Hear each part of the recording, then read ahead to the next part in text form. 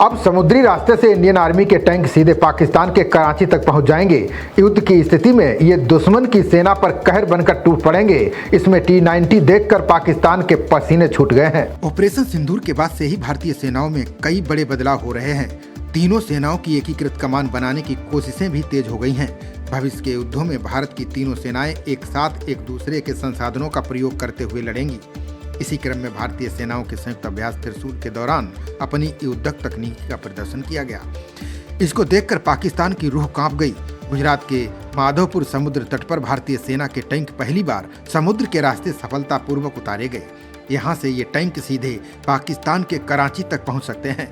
बता दें कि सेना के टैंक आमतौर पर वहीं तक पहुँच पाते हैं जहाँ जमीनी रास्ते होते हैं।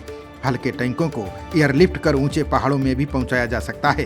अब पहली बार हुआ है जब भारत ने समुद्री रास्ते से टैंक को जमीन पर उतारने में कामयाबी हासिल की है। समुद्री रास्ते से टैंकों को सफलतापूर्वक उतारकर सेना ने दिखा दिया कि अगर जरूरत पड़ी तो भारतीय टैंक कुछ ही घंटों में कराची तक पहुंच सकते हैं। ये भारत की रणनीतिक क्षमता का शक्तिशाली प्रदर्शन है। अभ्यास के दौरान लैंडिंग क्राफ्ट मैकेनाइज्ड यानी ILCM का उपयोग किया गया। इससे पैदल सेना पलटन और एक भारी बख्तरबंद टैंक को समुद्री रास्ते से सफलतापूर्वक तट पर उतारा गया। इसमें T-90 टैंक विशेष रहा। रक्षा विश्लेषकों ने समुद्र के रास्ते टैंकों के परिचालन को बड़ी उपलब्धि बताया। इसमें कहा गया है कि ये क्षमता दुश्मन के तटीय इलाकों में तुरंत कार्रवाई करने के काबिल बनाती है। बता दें कि पाकिस्तान का कराची अत्यंत संवेदनशील सामरिक और आर्थिक केंद्र है।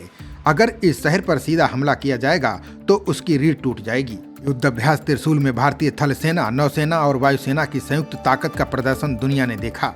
इस अभ्यास की पाकिस्तान में खूब चर्चा हुई।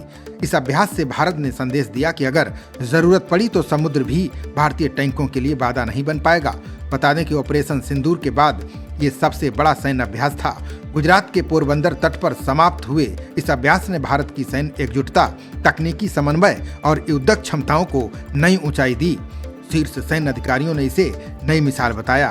दक्षिणी कमान के general officer commanding in chief lieutenant general Dheeraj Seth, पश्चिमी नौसेना कमान के प्रमुख वाइस एडमिरल कृष्ण स्वामीनाथन इस कार्यक्रम में शामिल रहे। दक्षिण पश्चिम वायु कमान के एयर प्रमुख मार्शल नागेश कपूर ने इस युद्धाभ्यास की निगरानी की। अभ्यास में लगभग 30,000 सैनिक, 25 युद्धपोत और कई लड़ाकू विमान शामिल रहे। वायुसेना ने लगभग 1450 उड़ानें भरी और नई तकनीकों का परीक्षण किया। एयर मार्शल कपूर ने बताया कि इस अभ्यास का उद्देश्य किसी रणनीतिक संदेश देना नहीं था, बल्कि नई तकनीक को परखना और संयुक्त युद्ध रणनीतियों को मजबूत बनाना था।